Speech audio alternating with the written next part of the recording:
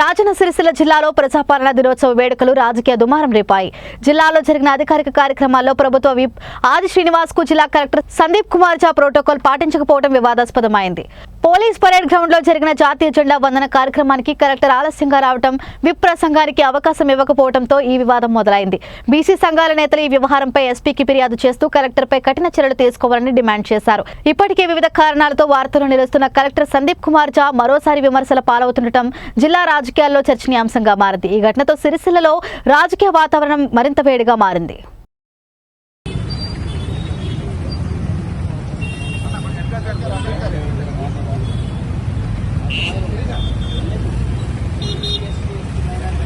SC మైనారిటీల ఐక్యత, SC మైనారిటీల ఐక్యత. అవమానపరిచిన కలెక్టర్ వెంటనే, ఆదిశీలను అవమానపరిచిన కలెక్టర్ వెంటనే, జాతీయ జెండాను అవమానపరిచిన కలెక్టర్ వెంటనే, జాతీయ జెండాను అవమానపరిచిన కలెక్టర్ వెంటనే.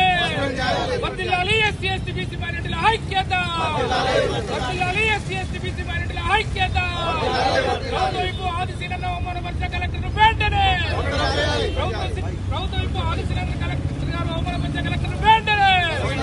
వర్ధిల్లాలి ఎస్సీ బీసీ మైనారిటీల ఐక్యత, వర్ధిల్లాలి ఎస్సీ బీసీ మైనారిటీల ఐక్యత.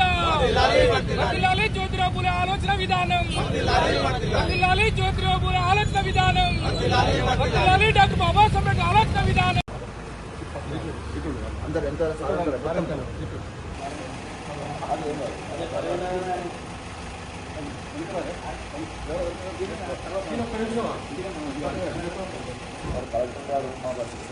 ప్రోటోకాల్ పాటించకుండా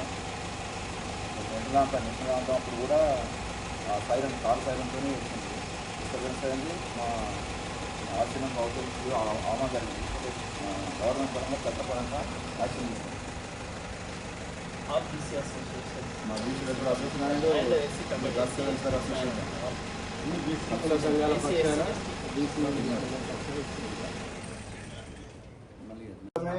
అసెంబ్లీలోనే గౌరవిస్తుంది సార్. ఇక్కడ ఈ విధంగా జరిగింది, మేము తీవ్రంగా ఖండిస్తున్నాం. ఇమీడియట్ కూడా యాక్షన్ తీసుకోవాలని. టోటల్ రాజన్న సిరిసిల్ల జిల్లానే పहली बार బీసీ క్యాండిడేట్ ఎమ్మెల్యే पहली बार. ఆయన అవమానపరుస్తున్నట్టు వాళ్ళు అవమానపరుస్తుంది సార్.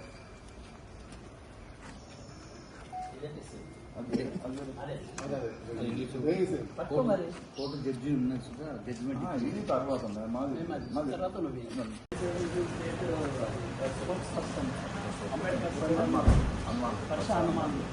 అంబేద్కర్ సంఘం senior leader of BC welfare association జిల్లా ఎగ్జిక్యూటివ్ బాడీ.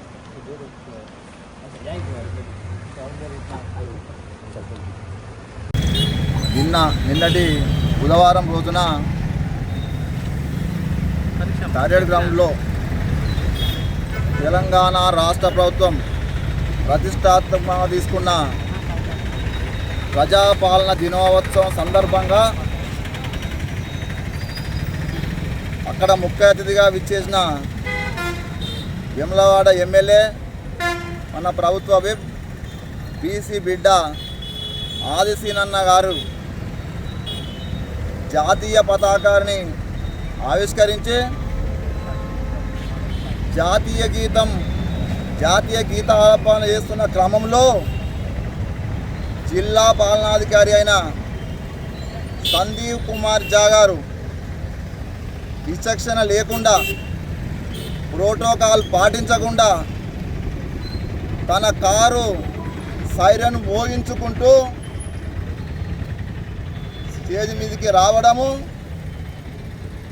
అక్కడ డిస్టర్బెన్స్ చేయడము, అదేవిధంగా ఆ జాతీయ జెండాను ఆవిష్కరించడము, మరియు ఆ జాతీయ గీతాలాపనలో కూడా ఆసీనన్న సెల్యూట్ చేసే క్రమంలో అతను డిస్టర్బెన్స్ చేయడము, ప్రోటోకాల్ పాటించకపోవడము, వీటన్నిటినీ మేము బీసీ సంక్షేమ సంఘం పక్షాన, బీసీ కుల సంఘాల పక్షాన, అంబేద్కర్ సంఘాల పక్షాన, మాలమానాడ పక్షాన, మాదిగ దండోర పక్షాన, అన్ని ఎస్సీ ఎస్టీ బీసీ మైనార్టీల పక్షాన మేము తీవ్రంగా ఖండిస్తూ అతనిపై చట్టరీత్యా చర్యలు తీసుకోవాలని చెప్పి ఈరోజు జిల్లా ఎస్పీ గారికి మేము ఫిర్యాదు చేయడం జరిగింది.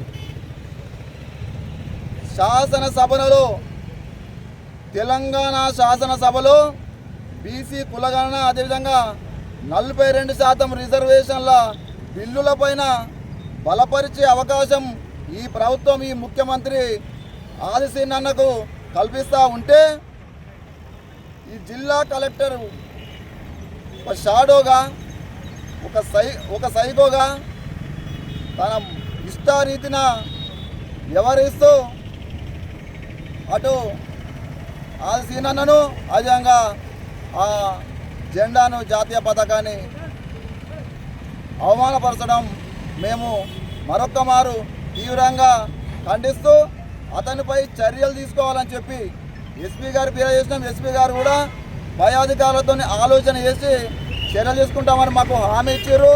ఇదే సందర్భంగా మేము ముఖ్యమంత్రి గారికి ప్రభుత్వానికి కూడా మా బడుగు బలహీన వర్గాల నాయకులుగా సంఘాలుగా విజ్ఞప్తి చేస్తూ ఉన్నాం. ఇటువంటి కలెక్టర్ పైన చర్యలు తీసుకోకపోతే ప్రజలకు ఇబ్బంది, ఇక రాజకీయ నాయకులకు ఇబ్బంది. ఏదైతే మన ఆశీనన్న అట్టడుగు స్థాయి నుంచి మధ్యతరగతి రైతు కుటుంబం నుంచి ఒక స్థానిక సంస్థలలో ప్రతినిధి నుంచి ఎమ్మెల్యేగా ప్రభుత్వ విప్పుగా ఎదుగుతున్న క్రమాన్ని ఒక మనువాద మనస్తత్వం గల కలెక్టర్ జీర్ణించుకోకపోవడము, అవమానపరచడము ఒక కేవలం ఆశీనన్నకే కాక యావత్ బీసీ సమాజానికి అవమానంగా అగౌరవంగా మేము భావిస్తూ ఉన్నాం.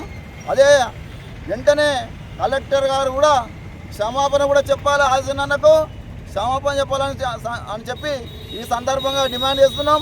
అతనిపై చర్యలు తీసుకోవాలని చెప్పి డిమాండ్ చేస్తున్నాం. చర్యలు కనుక వెంటనే తీసుకోకపోతే కూడా మేము అతన్ని కలెక్టర్ గారిని వదిలిపెట్టే ప్రసక్తే లేదు. అతని పైన మేము చర్యలు తీసుకునే వరకు నిరసన కార్యక్రమం చేపడతాం, పోరాడతామని చెప్పి ఈ సందర్భంగా కూడా హెచ్చరిస్తూ ఉన్నాం. రాజన్న సిరిసిల్ల జిల్లా కేంద్రంలో